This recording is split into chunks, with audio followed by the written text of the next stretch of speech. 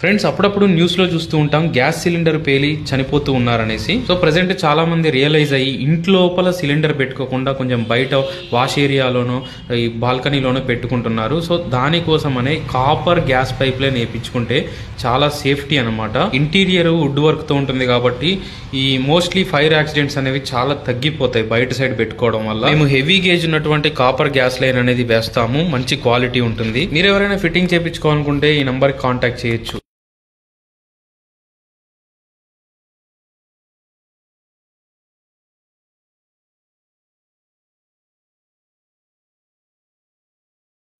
మేడ్చల్ మల్కాజ్గిరి జిల్లా మూడుచింతలపల్లి మండలం అద్రాస్పల్లిలో ప్రమాదవశాత్తు గ్యాస్ లీకేజ్ కారణంగా సిలిండర్ కు మంటలు అంటుకున్నాయి. గ్రామానికి చెందిన నారాయణి కుమార్ ఇంట్లో అతని కూతురు తెల్లవారుజామున టీ పెట్టడానికి గ్యాస్ వెలించగా ఒక్కసారిగా మంటలు చెలరేగాయి.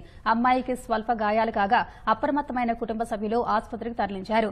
అనంతరం స్థానికుల సాయంతో సిలిండర్ కు అంటుకున్న మంటలను ఇసుక, నీరు పోసి అదుపులోకి తెచ్చారు. సకాలంలో మంటలు ఆర్పడం వల్ల పెద్ద ప్రమాదం తప్పిందని స్థానికులు అన్నారు.